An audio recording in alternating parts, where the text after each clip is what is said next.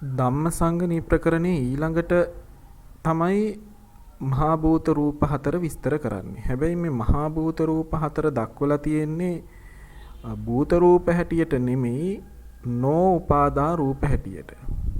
ඒ කියන්නේ පළවෙනියට උපාදා රූප දැක්වුවානේ. ඒතකොට උපාදා රූප බවට පත් උනේ මේ මහා භූත රූප ඇසුරු කොටගෙන පහළ වෙන්නා වූ රූපයන්. එතකොට එතන හදේ වස්තු රූපය හැර රූප 23ක් ධම්මසංගණී ප්‍රකරණේ කියවුණා. එතකොට ඒ උපාදා සංඛ්‍යාත රූපයන්ට අයත් නොවන්නා වූ අනිකුත් සියලු රූප නොඋපාදා රූප බවට පත් වෙනවා. එතකොට නොඋපාදා රූප සංඛ්‍යාවට යන්නේ මොනවද? පඨවි, ආපෝ, තේජෝ, වායෝ කියන මහා භූත රූප හතර. ඒ පිළිබඳව ධම්මසංගණී ප්‍රකරණේ දක්වලා තියෙනවා 304 වෙනි පිටුවේ 650 වන ඡේදයේ දක්වලා තියෙනවා කතමං තං රූපං නෝපාදා පොට්ටබ්බායතනං ආපෝ ධාතු ඉදං තං රූපං නෝඋපාදා කියලා. ඒතකොට එතනත් පඨවි, තේජෝ, වායෝ කියන භූත රූප නාමයන් ඔබට මුණ ගැහෙන්නේ නැහැ. හැබැයි අපි දන්නවා කලිනුත් විස්තර කළා චක්කු සෝත ගාන જીවහා කාය කියනා වූ රූප ප්‍රසාද රූප පහ ඉදිරිපත් කළේ චක්කායතන, සෝතායතන, ගානායතන, જીවහායතන, කායායතන කියලා ආයතන වශයෙන්. එකී ආයතනයන්ට ආරම්මන වශයෙන් ප්‍රත්‍ය වෙන නැත්තම් ගෝචර වෙන රූපක් තිබුණා. රූපායතන, සද්ධායතන, ගන්ධායතන, රසායතන කියලා එතන තිබුණා හතරක්. රූපායතන කියන්නේ වර්ණ රූපය, සද්ධායතන කියන්නේ සද්ද රූපය, ගන්ධායතන කියන්නේ ගන්ධ රූපය, රසායතන කියන්නේ රස රූපය. මෙන්න මේ කියන රූප හතර දැක්ුවා. දැන් අර කායායතනය කියන ප්‍රසාද රූපයට ගෝචර වෙන්නා වූ පොට්ටබ්බායතනය තමයි පඨවි, තේජෝ, වායෝ කියන භූතත්‍රයෙන් සකස් වෙච්ච නැත්නම් ඒ භූතත්‍රය තමයි පොට්ටබ්බායතනය වෙන්නේ. ඒක නිසා මෙතනදී මේ පස්වෙනි කායායතනය නම් වූ ප්‍රසාදයට ගෝචර වෙන පොට්ටබ්බායතනය වශයෙන් තමයි පඨවි ධාතු, තේජෝ ධාතු, වායෝ ධාතු කියන ධාතු තුන දක්වලා තියෙන්නේ. 651 වෙනි ඡේදයක පැහැදිලිව පෙන්නනවා කතමන්තං පොට්ටබ්බායතනං පඨවි ධාතු, තේජෝ ධාතු, වායෝ ධාතු වශයෙන් දක්වනවා. එතකොට මේ ධාතු තුන ඇරුණාම ඉතිරි වෙන්නේ ආපෝ ධාතු. ඒක නිසා ඒක වෙනම දක්වනවා ආපෝ ධාතු හැටියට. එතකොට මේ තමයි මහා භූත රූප හතර ඉදිරිපත් කරලා තියෙන ආකාරය ධම්මසංගණී ප්‍රකරණේ. ඒතර ධම්මසංගණී ප්‍රකරණයේ හදේවස්තු රූපය මුණ ගැහෙන්නේ නැහැ. නමුත් හදේවස්තු රූපය පංචවෝකාර භවයේ Taman ඇසුරු කරගෙන පහළ වෙන්නා වූ චිත්තචෛතසිකයන්ට නිස්රය වශයෙන් ප්‍රත්‍ය වන නිසා ප ဋ ාණ ප්‍රකරණේ යං රූපං නිස්සාය මනෝ ධාතුච මනෝ විඥාන ධාතුච වත්තන්ති තන් රූපං මනෝ ධාතුයාච මනෝ විඥාන ධාතුයාච තන් සම්පයුත්තකානං ච ධම්මානං නිස්සය පච්චේන පච්චයෝ කියලා එතනදී ඒ හදේ වස්තු රූපය දක්වලා තියෙනවා.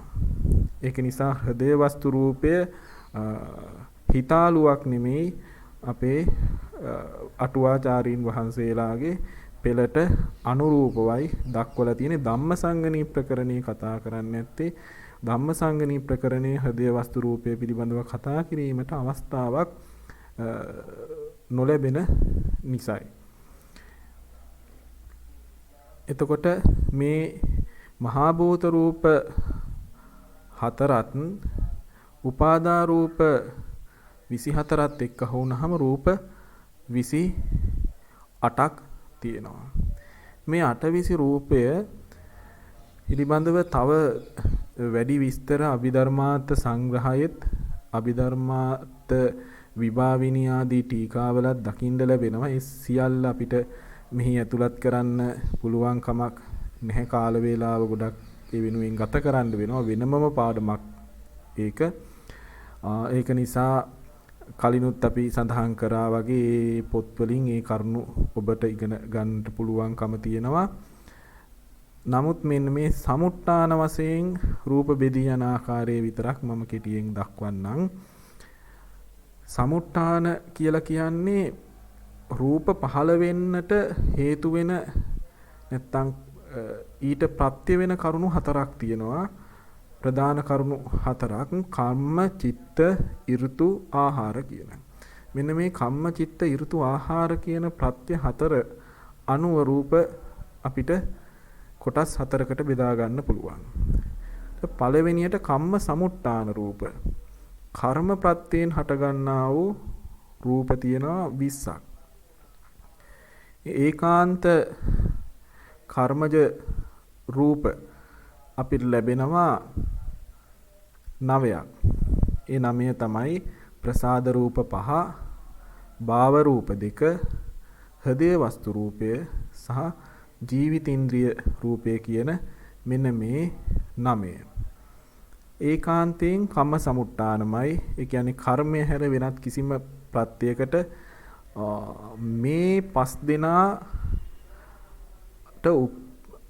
උපදවන්න පුළුවන් කමක් නැහැ. යම් භවයක යම් කෙනෙකුට මේ රූප නාමය ලැබෙනවා නම් ඒ ඔහු කරගත්තා වූ කුසල කර්මයන්ට අනුව තමයි කර්මජ රූප හැටියට තමයි මේ රූප ලැබෙන්නේ.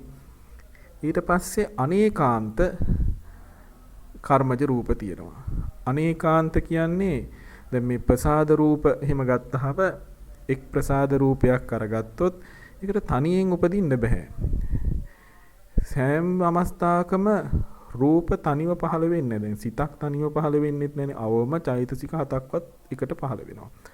රූපත් එහෙම්මමයි තනියෙන් රූපයක් හටගන්නේ අවම වශයෙන් තව 7ක් එක තමයි උපදින්නේ.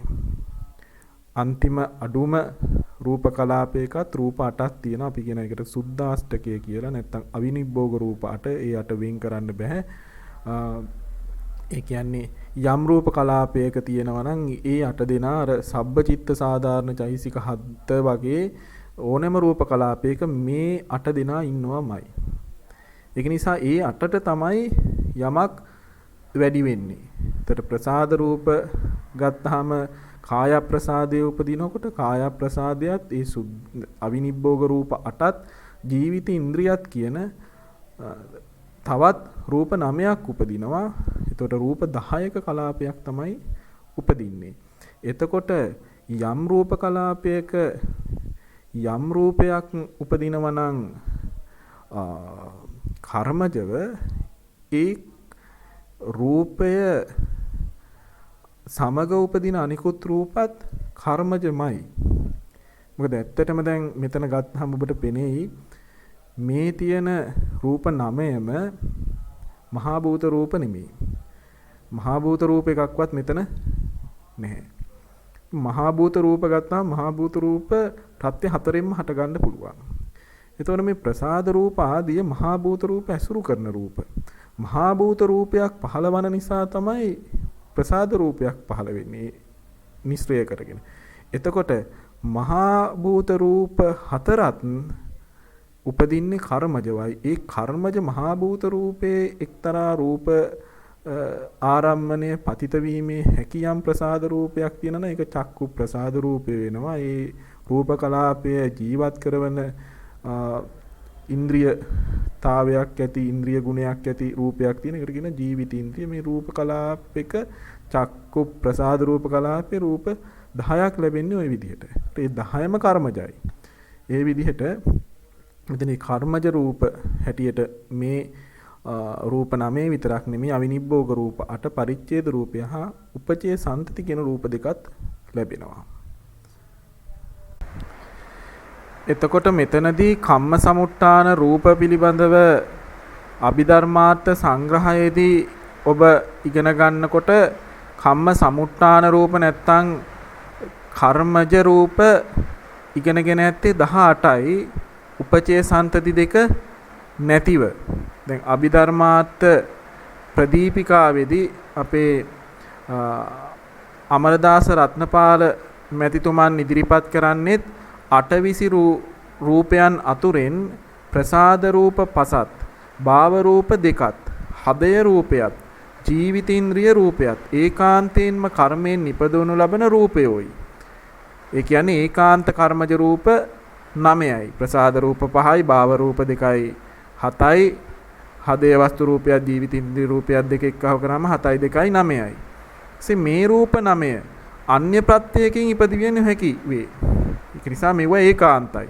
මේ රූප 9 හැර කර්ම ශක්තියෙන් අනේකාන්ත වශයෙන් අවිනිබ්බෝග රූප 8ත් පරිච්ඡේද රූපයත් යන නවවිධ රූපයන් උපදවනු ලැබේ කියනවා.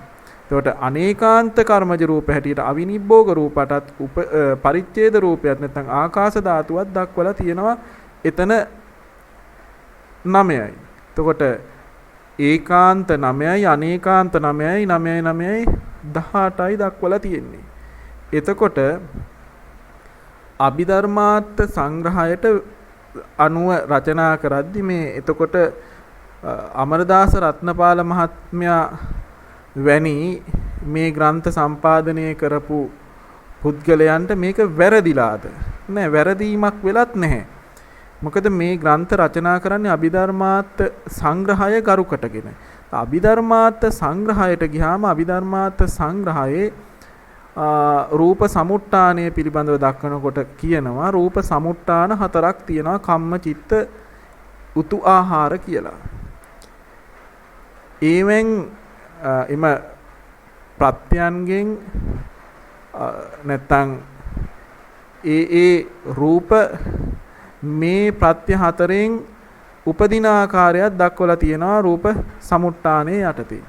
හැබැයි එහෙම දක්වලා අභිධර්මාර්ථ සංග්‍රහය කියනවා ලක්කන රූපානි න කුතෝචි ජායන්ති.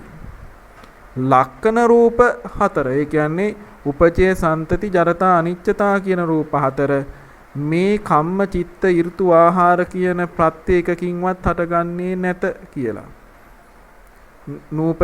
නූපදී කියලා දක්වනවා. ඒ අනුව යමින් තමයි අභිධර්මාර්ථ සංග්‍රහය පදනම් කොටගෙන රචනා කරපු මේ අභිධර්මාර්ථ ප්‍රදීපිකා වගේ ග්‍රන්ථවල මෙන්න මේ උපචය සන්තති දෙක දක්වලා නැත්තේ. එහෙනම් මේ අපේ සටහනේදී අපි උපචය සන්තති දෙක එකතු කර ගැනීම වැරදිද? ඊළඟට අපි බලන්න ඕනි කාරණේ ඒක. අපි මේ උපචේ සන්තති දෙක එකතු කරගන්නේ ධම්මසංගණීය අනුව. මොකද අපි ධම්මසංගණී මාතිකා අධ්‍යයනය කරද්දී ධම්මසංගණී පෙළ ගරු කොටගෙනයි අපි කටයුතු කරන්නට ඕනේ. ඒක නිසා ධම්මසංගණී ඍජුවම මේ උපචේ සන්තති දෙක කම්ම සමුට්ඨාන රූප හැටියට සාකච්ඡා කෙරෙනවා. හැබැයි කම්ම සමුට්ඨාන නැත්නම් කර්මජ කියන නම් වලින් නෙමෙයි ඒ සාකච්ඡා වෙන්නේ උපාදින්න රූප හැටියට.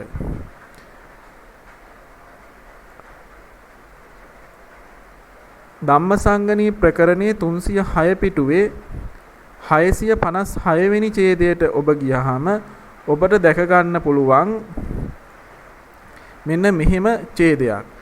කතමන්තං රූපං උපාදින්නම් චක්කායතනං සෝතායතනං ගානායතනං ජීවහායතනං කායායතනං ඉත්තින්ද්‍රියං පුරිසින්ද්‍රියං ජීවිතින්ද්‍රියං යංවා පනඤ්ඤම්පි අත්ති රූපං කම්මස්ස කතත්තා රූපායතනං ගන්ධායතනං රසායතනං පොට්ටබ්බායතනං ආකාශ ධාතු ආපෝ ධාතු රූපස්ස උපචයෝ රූපස්ස සන්තති කබලින්කාරෝ ආහාරෝ ඉදන්තං රූපං උපාදින්නම් කියලා. එතකොට එතනදී මේ උපාදින්න රූප හැටියට දක්වලා තියෙන්නේ කර්මජ නැත්නම් කම්ම සමුට්ඨාන රූප. ඒ කියන්නේ ධම්මසංගණී අට කතාවේදී මේ උපාදින්න කියන වචනය පැහැදිලි කරන්නේ අත්තසාලිනිය උද්දී උපාදින්න කියන වචනය පැහැදිලි කරන්නේ ආරම්මන කරන වශයෙන් තණ්හා දිට්ඨිහි උපේතේන කම්මුනා ආදින්නා ඵලභාවේන ගහිතාති උපාදින්නා කියලා. එතකොට අරමුණු කිරීම වශයෙන් තෘෂ්ණා දෘෂ්ටි අනුව ගිය ඒ අනුව රැස් කරන ලද කර්මයකින් ළඟා කර ගන්නා ලද ඵලභාවයෙන් ගන්නා ලද ධර්මයන්ට කියන උපාදින්න ධර්ම කියලා. එතකොට උපාදින්න ධර්මයන්ට ඇතුළත් වෙන්නේ ලෞකික විපාක සිත් 32ත් තත්සම්පයුත්ත චෛතසික 35ත් ඒ වගේම කර්මජ රූප 20ක්. ඒක නිසා මේ උපාදින්න රූප දක්වනකොට ධම්මසංගණී ප්‍රකරණයේදී මේ උපචය සන්තති දෙකත් උපාදින්න රූප හැටියට එකතු කරගෙන තියෙනවා. එතන දැන් චක්කායතන, සෝතායතන, ගානායතන, જીවහායතන, කායායතන කියන ප්‍රසාද රූප පහනේ. ඉත්ත්‍ින්ද්‍රිය පුරිසින්ද්‍රිය කියන්නේ භාව රූප දෙක, 5යි 2යි 7යි, ජීවිතේන්ද්‍රියයි 8යි. මෙතන හදේ වස්තු රූපය නැහැ. ධම්මසංගණී ප්‍රකරණේ දක්වන්නේ නැති නිසා. ඒ ආවනම් 9යි. ඊට පස්සේ යංවා පන රූප හැටියට දක්වනවා. ඒ කියන්නේ අනේකාන්ත කර්මජ රූප හැටියට දක්වනවා. රූප, ගන්ධ, රස, පොට්ටබ්බ. රූප, ගන්ධ, රස 3යි, පොට්ටබ්බ කිව්වහම පඨවි, තේජෝ, වායෝ 3යි 6යි. ආකාශ ධාතු 7යි, ආපෝ ධාතු 8යි, උපචය සන්තති 9යි 10යි, කබලින්කාර ආහාරය නැත්නම් ඕජා රූපය 11යි. 11යි 8යි 19යි. මෙතන නැති හදේ වස්තු රූපයත් එක්ක අහු කරාම අන්න 20ක් දක්වලා තියෙනවා. කර්මජ රූප, උපාදින්න රූප නාමයෙන්. එතකොට මෙතනදී මේ උපචය සන්තති දෙක ගත්තේ ඇයි කියන කාරණය අපි ඊළඟට කල්පනා කරන්න ඕනේ. අනිත් පැත්තෙන් කල්පනා කරන්නට ඕනේ අභිධර්මාර්ථ සංග්‍රහයේදී එහෙනම් අතෑරියෙත් ඇයි කියලා. මේකටත් අත්තසාලිනියේ උත්තරයක් දෙනවා. ඒ තමයි එතනදී සඳහන් කරනවා යේපන ධම්මා කම්මාදීහි නිබ්බත්තන්ති තේසං අබිනිබ්බත්ති භාවතෝ ජාතියා තප්පච්චයා භාව වෝහාරා අනුමතෝ. යම් ධර්ම සමූහයක් කර්මාදීන්ගෙන් හටගන්නේද ඔවුන්ගේ ඉපදීම් ලක්ෂණය ඇති ජාතියත් ඒ ප්‍රත්‍යංගෙන්ම හටගන්නේයි විවහාර කිනීම අනුමත කරන්න පුළුවන්. හැබැයි ඒ පරමාර්ථ වශයෙන් නෙවෙන පන පරමත්තතෝ ජාති ජායති. පරමාර්ථ වශයෙන් වෙන්ම රූපයක් වෙනමම රූපයක් හටගන්නේ නැහැ. යම් රූපයක් හටගන්නවා නම් ප්‍රත්‍ය ධර්මයන්ගෙන් අන්නේ ප්‍රත්‍ය ධර්මයන්ගෙන් හටගන්නා වූ රූපයන්ට ඒ ප්‍රත්‍ය ධර්මයන්ගෙන් හටගන්නා වූ රූපයන්ගේ උප්පත්ති ලක්ෂණය වෙච්ච මේ උපචේ සන්තති දෙකත් අපි විවහාර කරනවා ඒ ප්‍රත්‍යයන්ගෙන්ම හටගත්තා කියලා.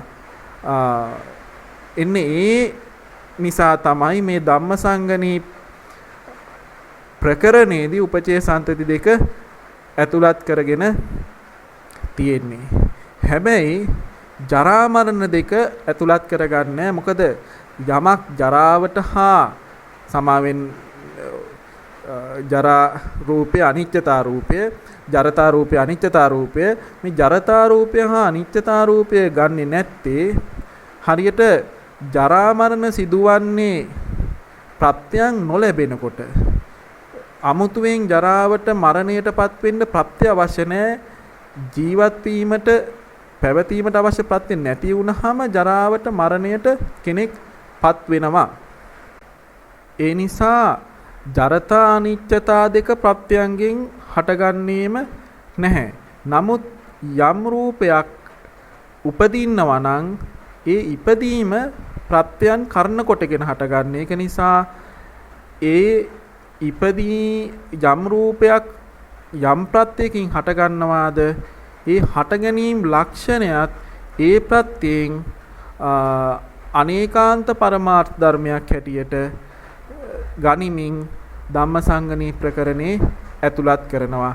ඒ අනේකාන්ත පරමාර්ථ ධර්මයක් නිසා ඒකාන්තයෙන් එහෙම වෙනමම රූපයක් හටගන්නේ නැති නිසා උපචේ සන්තති දෙදෙනත් කිසිම සමුට්ඨාන හතරෙන්ම හටගන්නේ නැත කියලා අභිධර්මාර්ථ සංග්‍රහයේදී අනුරුද්ධ ස්වාමින් වහන්සේ බැහැර කරලා තියෙනවා. ඒක නිසා එතනත් හරි එතනත් එක්තරා කරුණු සහිතව ඒක කරලා තියෙන්නේ අත්නෝමතිකව නෙමෙයි. මෙතනත් අපි ඇතුළත් කරගන්නේ අත්නෝමතිකව නෙමෙයි කරුණු සහිතවයි. නිසා මේ දෙක ඒ ආකාරයෙන් තමයි පැහැදිලි කරගන්න ඕනේ. එතකොට ඊළඟට අපි ඇත්තටම මෙතනදී මේ දෙක එකතු කරගන්නේ අපි ධම්මසංගණී ප්‍රකරණයේ අනුව යා යුතුයි. ධම්මසංගණී මාතිකා අධ්‍යයනය කරන නිසා අභිධර්මාර්ථ සංග්‍රහයට පමණක්ම සීමා වෙලා නෙමෙයි. ඒක නිසා අපි මේ උපචේ සන්තති දෙකත් ඇතුළත් කරලා කර්මජ රූප 20ක් තියෙන හැටියට තමයි සලකන්නේ. ඊළඟට කම්ම සමුට්ඨාන රූප නොවන සියලුම දේවල් අනුපාදින්න රූප හැටියට තමයි ධම්මසංගණී ප්‍රකරණය දක්වන්නේ. අන්න එතනදී දක්වනවා මේ ධම්මසංගණී ප්‍රකරණේ අනුපාදින්න රූප කතමන්තන් රූපං අනුපාදින්න. උපාදින්න රූප තියෙනවා නම් අනුපාදින්න රූප මොනවද? සද්දායතනං කාය විඤ්ඤාති වචී විඤ්ඤාති රූපස්ස ලහුතා රූපස්ස මුදුතා රූපස්ස කම්මඤ්ඤතා රූපස්ස ජරතා රූපස්ස අනිච්චතා යංවා පනඤ්ඤම්පි අත්ති රූපං න කම්මස්ස කතත්තා රූපායතනං ගන්ධායතනං රසායතනං පොට්ටබ්බායතනං ආකාශ ධාතු ආපෝ ධාතු රූපස්ස උපචයෝ රූපස්ස සන්තති කබලින්කාරෝ ආහාරෝ ඉදං තං රූපං අනුපාදින්නම් කියලා දක්වනවා. මේ අනුපාදින්න රූප වෙන්නේ මෙහෙම වැරදියට තේරුම් ගන්න එපා. උපාදින්න රූප කියන්නේ කර්මජව හටගන්න, අනුපාදින්න රූප කියන්නේ චිත්ත ඍතු ආහාර කියන ඉතුරු ප්‍රත්‍යයෙන් හටගන්න රූප කියලා දෙකට බෙදා ගන්න එපා. එහෙම කළොත් සම්පූර්ණ වැරදි. හොඳද? එහෙම කරන්න එපා. උපාදින්න රූප කියන්නේ කර්ම ප්‍රත්‍යයෙන් හටගන්නා වූ රූප. අනුපාදින්න රූප කියන්නේ කර්ම ප්‍රත්‍යයෙන් හට නොගන්නා වූ රූප. එතන තියෙන්න පුළුවන් චිත්ත සමුට්ඨාන, උතු සමුට්ඨාන, ආහාර සමුට්ඨාන රූප. ප්‍රත්‍ය හතරෙන්ම හට නොගන්නා වූ රූපත් තියෙන්න පුළුවන්. අන්න ඒ නිසා තමයි ජරතා අනිච්චතා දෙක මෙතෙන්ට එකතු වෙන්නේ. මොකද ජරතා අනිච්චතා දෙක කර්මයෙන් හටගන්නෙත් නැහැ, වෙන කිසිම ප්‍රත්‍යයකින් හටගන්නෙත් නැහැ. නිසා උපාදින්න නෙමෙයි, කර්මයෙන් හට නොගන්න නිසා උපාදින්න නෙමෙයි. ඒකෙන් කියවෙන්නේ නැහැ ඒ දෙක චිත්ත සමුට්ඨාන හෝ උතු සමුට්ඨාන හෝ ආහාර සමුට්ඨාන වෙනවයි කියලා අනුපාදින්න වුණ පමණි. මොකද අනුපාදින්න කියන්නේ උපාදින්න නොවන රූප. හොඳද?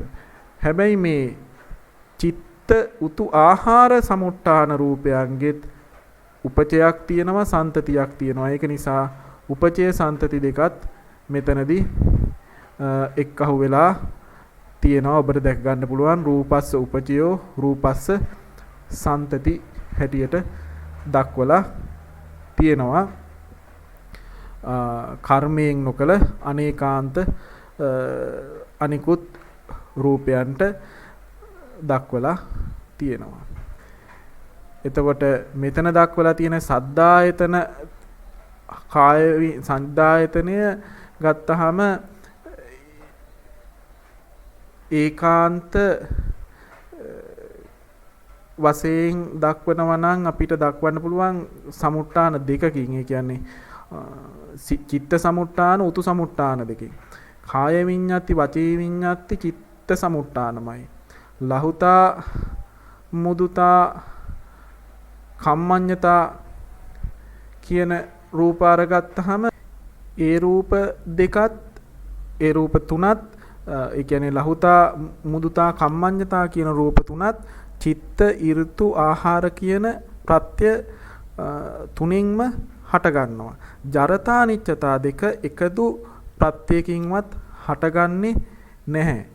නමුත් ඊළඟට දක්වලා තියෙන රූප ගන්ධ රස පඨවි තේජෝ වායෝ ආකාශ ධාතු ආපෝ ධාතු උපචේ සන්තති කබලින්කාර ආහාර කියන ටික කර්මජවත් හටගන්න පුළුවන්.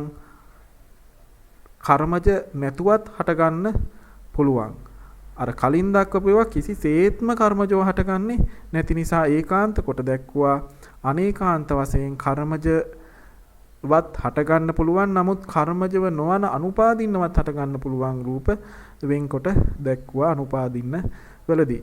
මෙහෙම තමයි මේ කම්ම සමුට්ඨාන රූප හා කම්ම සමුට්ඨාන නොවන රූප වෙන්කොට අපි ධම්මසංගණී ප්‍රකරණේ දක්වලා තියෙන්නේ.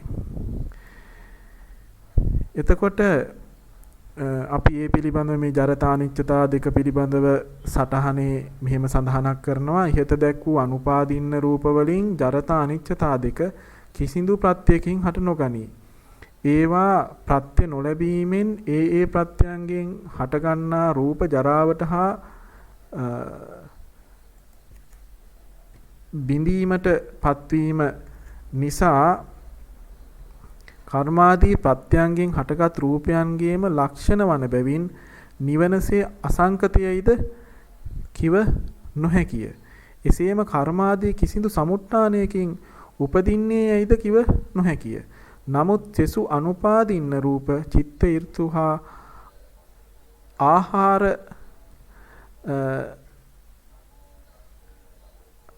සමුට්ඨාන අනුව බෙදී යනු ආකාර පහත බෙදී යන ආකාර පහත දැක්වේ කියලා අපි දක්වලා තියෙනවා. ඒ බෙදීම් සිද්ධ වෙන ආකාරය. එතකොට අපි ඊළඟට කතා කරමු චිත්ත සමුට්ඨාන රූප වලට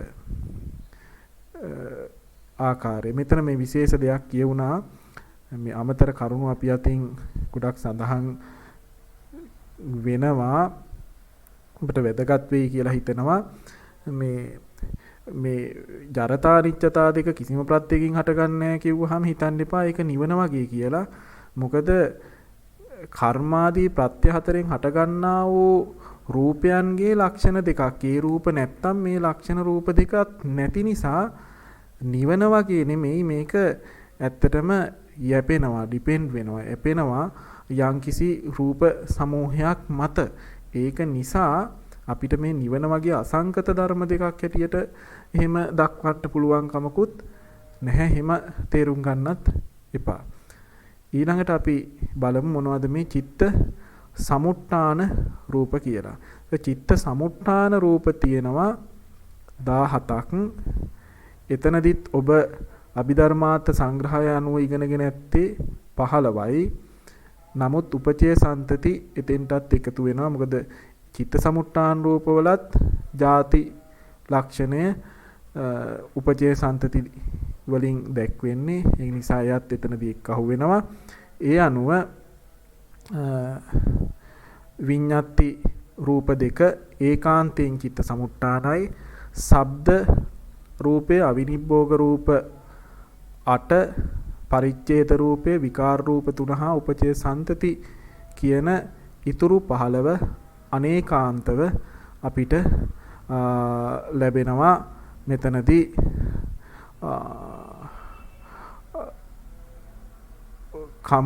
චිත්ත සමුට්ඨාන රූප හැටියට. ඒතකොට චිත්ත සමුට්ඨාන රූප සියල්ල 17ක් ලැබෙනවා.